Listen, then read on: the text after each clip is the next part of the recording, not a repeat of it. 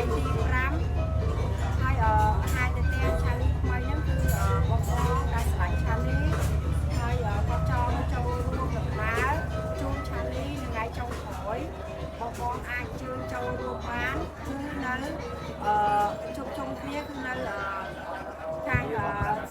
ស្តុបផ្សារទូរទស្សន៍ផ្លូវ432ផ្ទះលេខ90នៅវេលាម៉ោង5កន្លះព្រោះដោយសារតែយើងហែវាម៉ោង6ចា5កន្លះពេលព្រឹកអញ្ចឹងយើងហែគឺម៉ោង6ព្រឹកអញ្ចឹងយើងត្រូវមកមុនម៉ោង6ហើយទីតាំងដែលហែ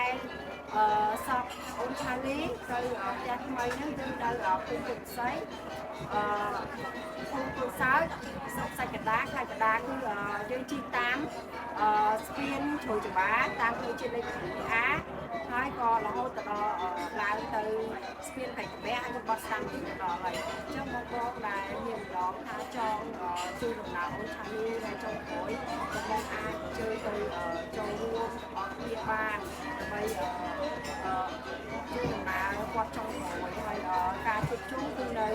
ផ្ទះគឺគាត់គឺនៅចាគេហៅថាតគឺនៅផ្លូវ432ដល់90ជិតស្តុកផ្សារទូទៅចឹងបងអរគុណដែលស្វាគមន៍ចូលទៅដល់មកពីអ្នកខ្ញុំក៏មានតែម្រាមដៃដល់អរគុណទៅមហាជនទាំងអស់ទាំងនៅបណ្ដាញសង្គមក្តីទាំងនៅទីតាំងផ្ទាល់ក្តីដែលគាត់បានគោរពអញ្ជើញមកចូលរួមในពិធីបុណ្យសពរបស់ឆាលីនៅគេហដ្ឋានរបស់យើងខ្ញុំដែលផ្ទាល់អញ្ចឹងពួកខ្ញុំមានម្រាមដៃដល់អរគុណបងប្អូនមហាជនទាំងអស់គ្នានិងការជួយជាទឹកចិត្តនិងជាការចូលបុណ្យមកកូនប្រុសឆាលីដោយផ្ទាល់អញ្ចឹងសម្រាប់ពួកខ្ញុំនៅថ្ងៃស្អែកយើងនឹងធ្វើកិច្ចសម្រាប់ឲ្យកូនជាចុងក្រោយនៅក្នុងការបញ្ចុះឆាលីនៅខាង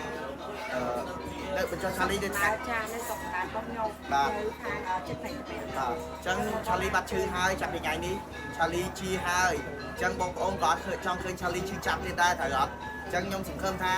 ពេលនេះម៉ោងនេះឆាលីទៅបានសុខហើយគាត់ទៅកាន់សុខតិភពដែលល្អហើយដែលមានបងប្អូនជូនពរ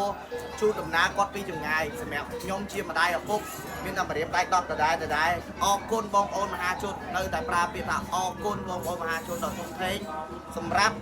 បេះដូងមនុស្សធម៌និងបេះដូងស្រឡាញ់មកក្មេងម្នាក់ដែលមានឈ្មោះថាឆាលីហើយក៏ផ្ដល់ក្តីសង្ឃឹមឲ្យពួកខ្ញុំនៅតែបន្តការធ្វើអ្វីសម្រាប់កូនខ្ញុំជាលើកចុងក្រោយការធ្វើបុណ្យសម្រាប់កូនខ្ញុំជាលើកចុងក្រោយអរគុណមែនតើបងប្អូនទាំងអស់គ្នាបាទ